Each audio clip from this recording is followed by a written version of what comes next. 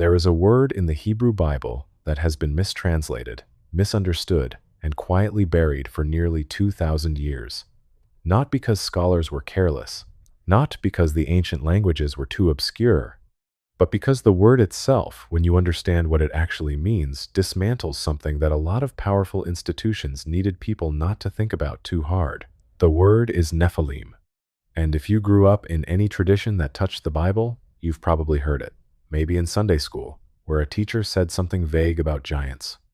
Maybe in a late-night documentary with ominous music and blurry cave paintings. Maybe in a passing reference in Genesis 6, read quickly, explained away, moved past. Because Genesis 6 is one of those passages that gets moved past. A lot. But here's the thing. The Hebrew word Nephilim doesn't mean what most English Bibles say it means. And the gap between the actual meaning and the translated meaning isn't a minor linguistic quibble. It's a chasm. A chasm that, once you see it, makes you look back at the entire surrounding text and realize you were reading a completely different story than the one that was actually written. That's the question driving everything in this video. What does Nephilim actually mean? And why, across centuries of translation, did the real meaning keep getting buried? Before we get to the answer, let me plant 3 things in your mind that we'll return to throughout this conversation. First, who decided what the Nephilim were and when? Second, what does the surrounding Hebrew text tell us that English translations quietly omit? And third, what was at stake theologically, politically, institutionally in getting this translation wrong? Keep those 3 questions open, because by the end, you'll see how they all connect. Let's start in the text itself. Genesis 6, verses 1 through 4. In most English translations, it reads something like this. When human beings began to increase in number on the earth, and daughters were born to them, the sons of God saw that the daughters of humans were beautiful, and they married any of them they chose. The Nephilim were on the earth in those days, and also afterward, when the sons of God went to the daughters of humans and had children by them. They were the heroes of old, men of renown. 4 verses. That's it. That's the entire primary biblical passage about the Nephilim. 4 verses, and then the text moves on to Noah and the flood. Now, in English, that passage feels strange but manageable.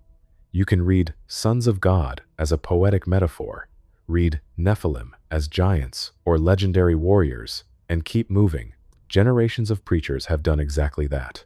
But when you go back to the Hebrew, and I mean the actual Hebrew words, not the translated words, the passage doesn't feel strange. It feels seismic.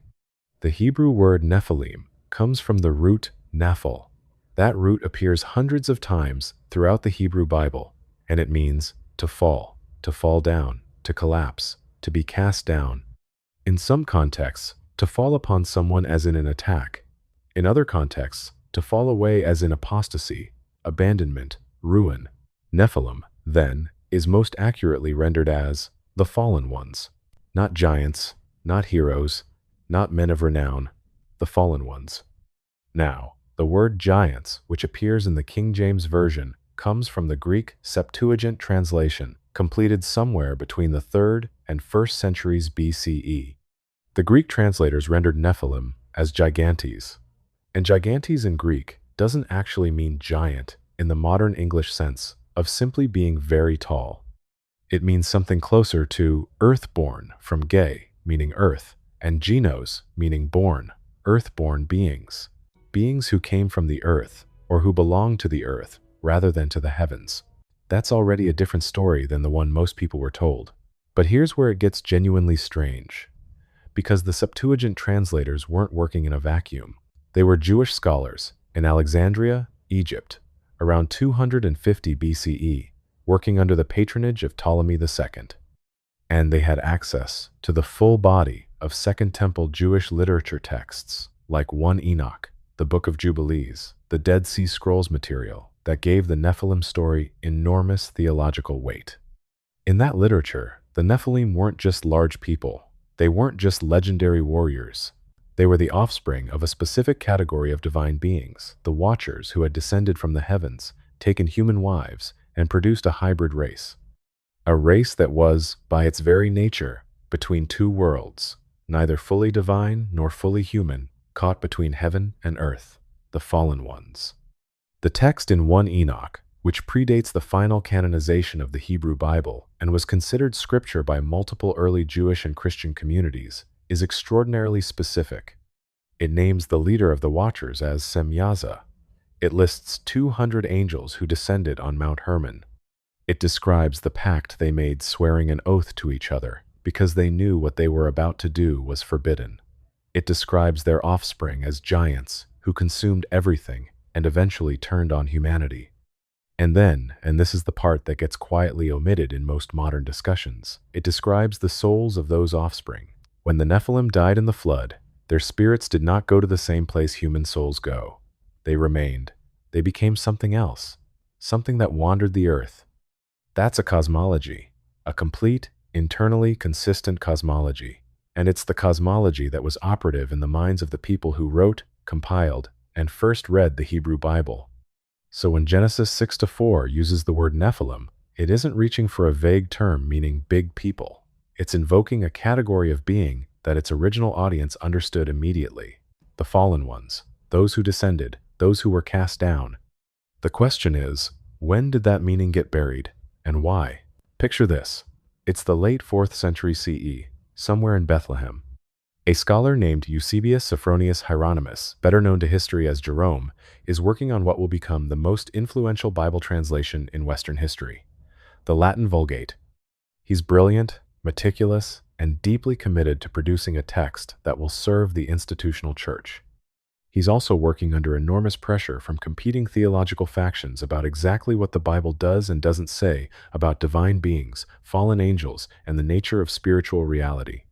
Jerome translates Nephilim as gigantes, giants. He follows the Septuagint's lead, and because the Vulgate becomes the official Bible of the Roman Catholic Church for over 1,000 years, the text from which virtually every European scholar, theologian, and eventually Protestant reformer works, that translation calcifies. Giants. That's what the Nephilim are. Big people, legendary warriors, men of great stature and fame.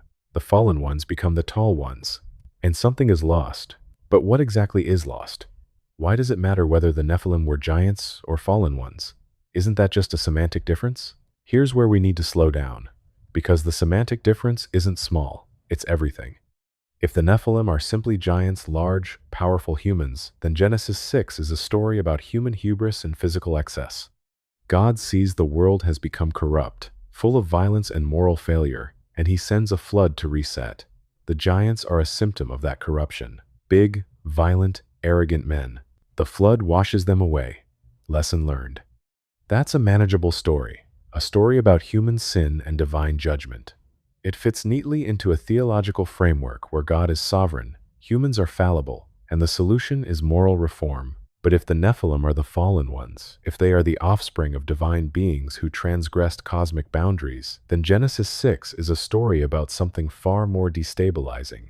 It's a story about a fracture in the divine order itself, about beings who were supposed to be in heaven choosing to come to earth, about a category of existence that shouldn't exist, about a contamination of the human lineage that required not just moral reform but total cosmic intervention. That's not a story about human sin. That's a story about cosmic war, and cosmic war stories are dangerous. They imply that the forces arrayed against human beings aren't just human forces, greed, violence, selfishness, but something older and stranger. They imply that the material world is a contested space, not a simple moral proving ground.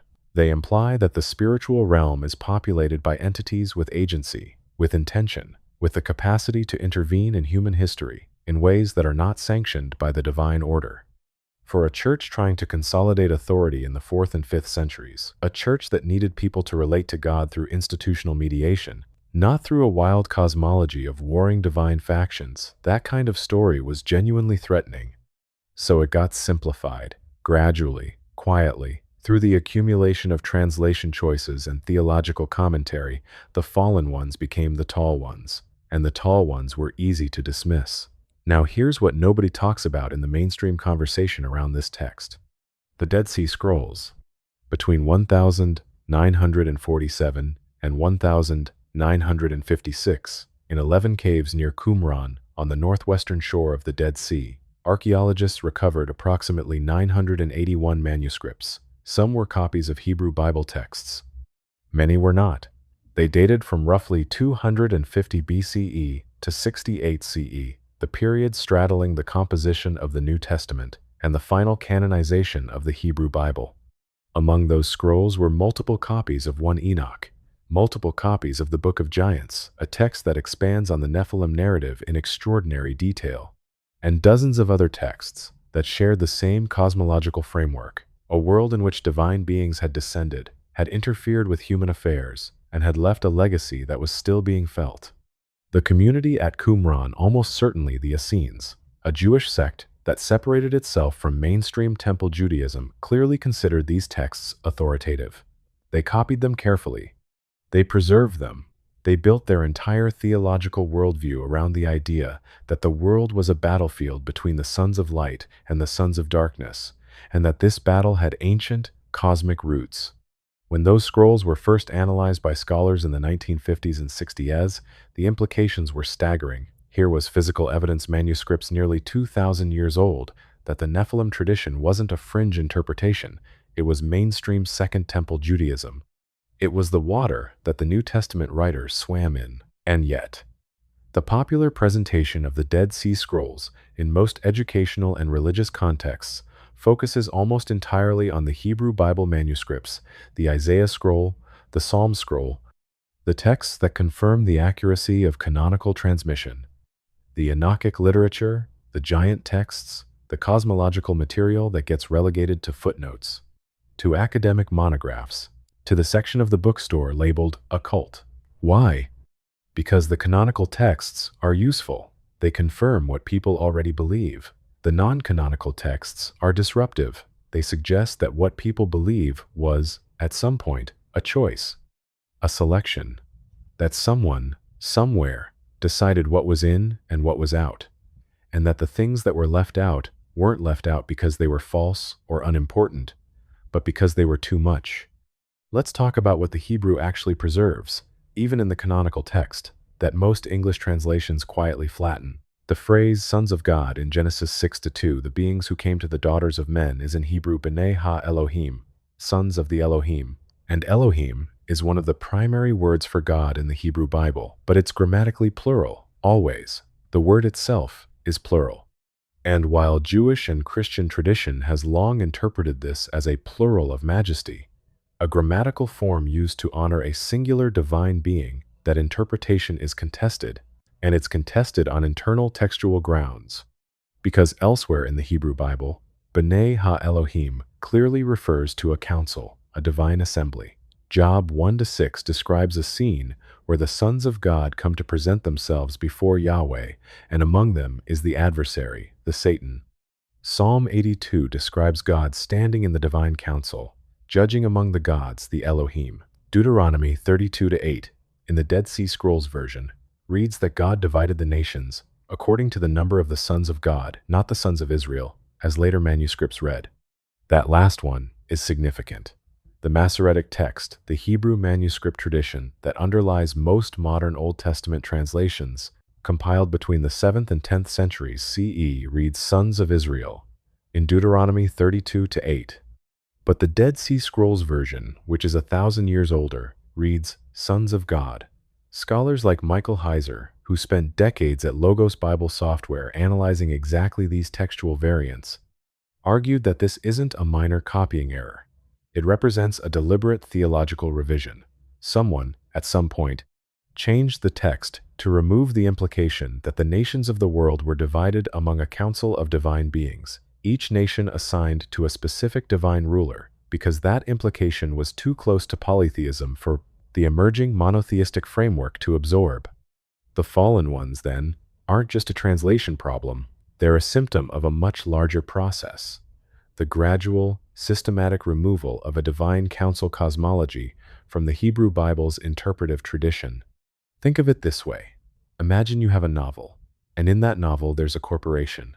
The corporation has a CEO, but it also has a board of directors, and some of those board members go rogue.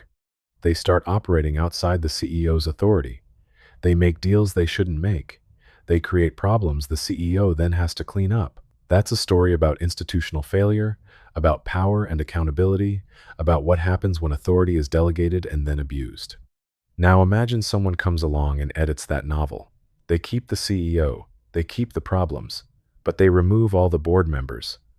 Now the problems seem to arise from nowhere or from the employees, the humans, who must be uniquely and entirely responsible for everything that goes wrong.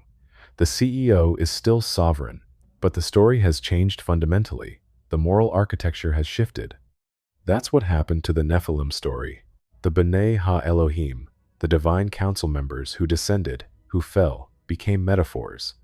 Or they became the devil and his demons, collapsed into a single adversarial force rather than a council of individual beings with names and histories and specific transgressions. Or they became humans, the sons of Seth interpretation, popular in mainstream Christianity, which reads, sons of God, as simply meaning righteous men who married unrighteous women. An interpretation so mundane, so theologically safe, that it drains Genesis 6 of any cosmological significance whatsoever. And the Nephilim, in that reading, become just the children of mixed marriages, morally compromised people, spiritually confused offspring of good men and bad women. That's the translation that buried the fallen ones. What's your own relationship with this text? Did you grow up hearing the Nephilim story? And if so, how was it explained to you? Drop that in the comments. I'm genuinely curious how differently this passage gets taught across different traditions and communities. Now let's look at the word itself one more time, because there's a grammatical detail that most discussions skip entirely. In Hebrew, the I am suffix is a masculine plural marker. Seraph becomes seraphim, cherub becomes cherubim, Nephil becomes Nephilim. The singular form, Nephil, appears only once in the entire Hebrew Bible in Numbers 13:33, where the Israelite spies return from Canaan and report seeing the Nephilim there. We saw the Nephilim there, the descendants of Anak come from the Nephilim. We seemed like grasshoppers in our own eyes, and we looked the same to them. This is the second biblical mention of the Nephilim, and it creates an immediate textual problem. If the Nephilim were destroyed in the flood of Noah, how are they in Canaan hundreds of years later?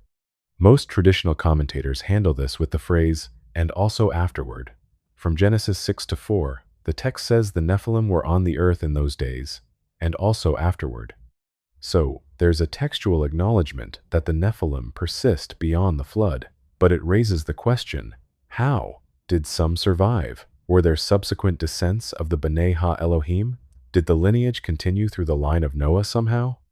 The Book of Jubilees, another Second Temple text found among the Dead Sea Scrolls, addresses this directly.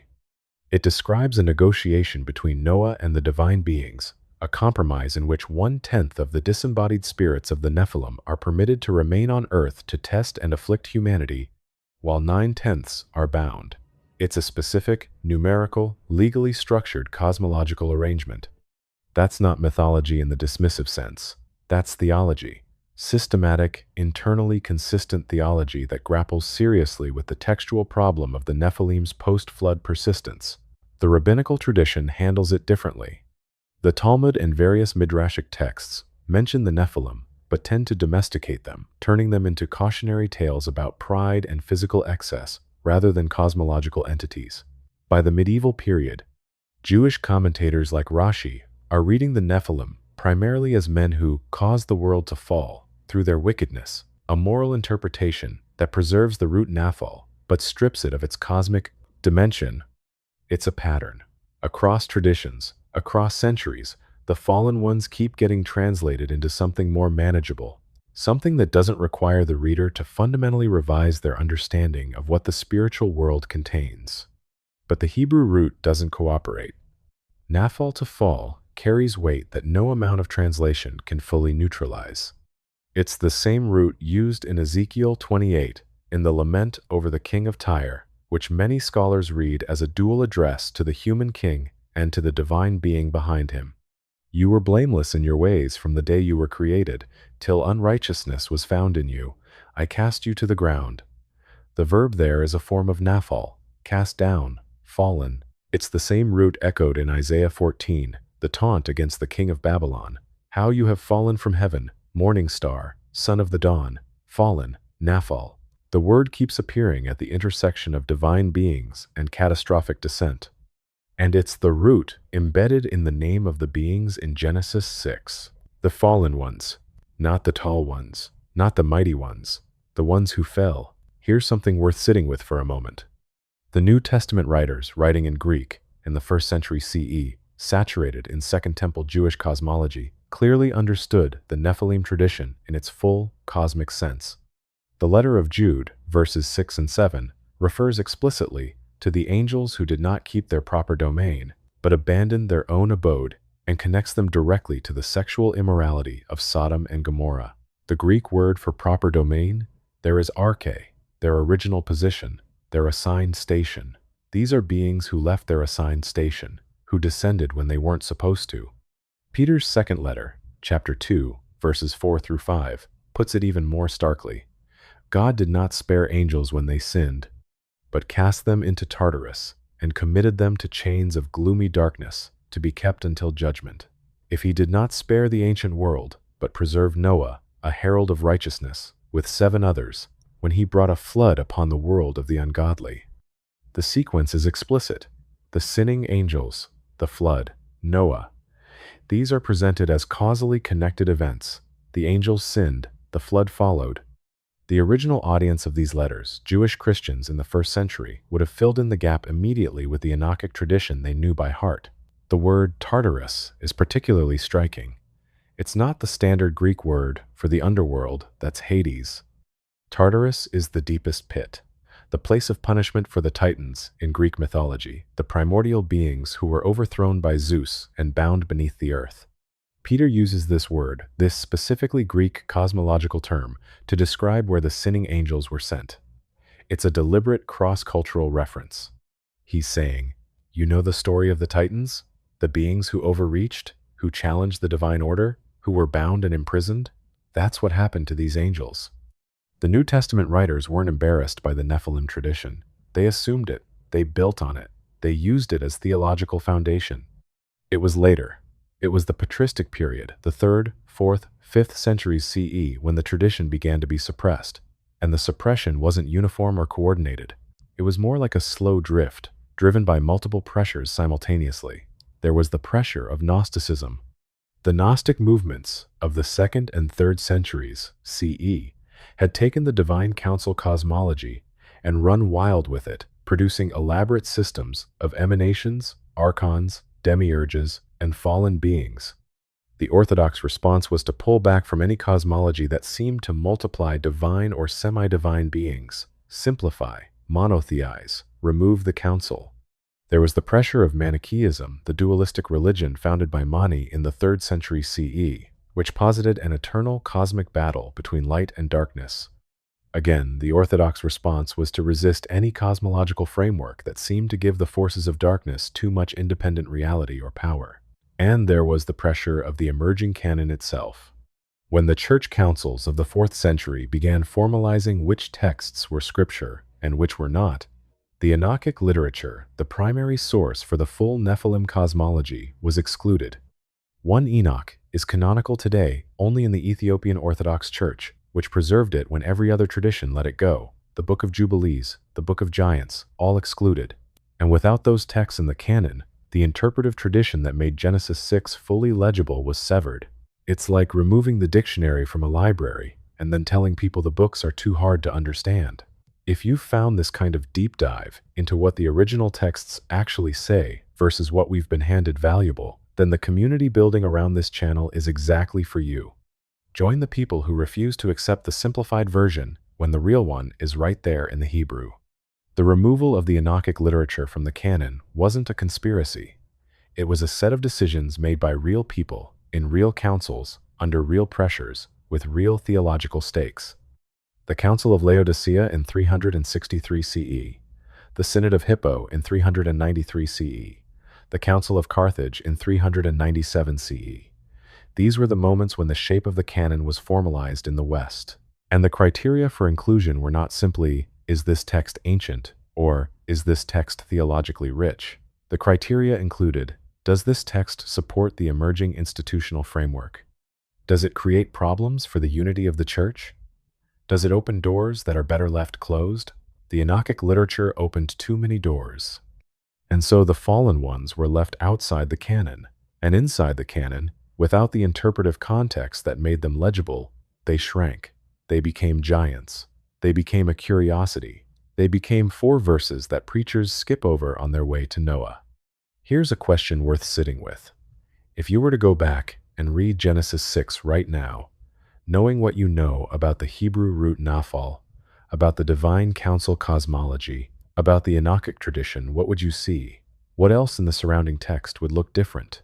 Because here's what I notice. Genesis 5 is the genealogy of Adam, 10 generations from Adam to Noah, with lifespans in the hundreds of years, the text noting again and again that each patriarch had sons and daughters, and then died. It's a genealogy of descent, of human time passing, of mortality accumulating. And then Genesis 6 opens with the sons of God, seeing the daughters of men and taking them, the divine entering the human, the boundary between heaven and earth dissolving. And the result is the Nephilim, the fallen ones, and then immediately the violence and corruption that leads to the flood. The structure of the text is saying something. The corruption that necessitates the flood isn't simply human wickedness in a vacuum. It's the consequence of a boundary violation, a cosmic transgression. The fallen ones are both the product of that transgression and its emblem. Their very name, the fallen ones, is the theological verdict on what happened. And Noah, the one man who finds favor with God, is described in Genesis 6-9 with a phrase that most English translations render as righteous and blameless. But there's a third descriptor that gets less attention, tamim. In Hebrew, tamim means complete, whole, without blemish. It's the word used for sacrificial animals, animals that are physically unblemished, without defect. In context, many scholars, including Michael Heiser and before him, scholars like Meredith Klein, have argued that tamim in Genesis 6-9 is a reference to genetic or lineage purity. Noah's line was tamim, uncorrupted, uncontaminated by the Nephilim bloodline. That's a different story than Noah was a good person. That's a story about why Noah specifically was chosen, not just moral righteousness, but lineage, integrity. The flood, in this reading, isn't just a moral reset. It's a surgical intervention to preserve an uncorrupted human line. That's a cosmology with enormous implications. And it's right there in the Hebrew, if you know to look. What do you make of that reading of Tamim Noah's blamelessness as lineage integrity rather than just moral virtue? I'd genuinely love to hear how that lands for you in the comments. Now let's bring this back to the question of translation and why it matters today.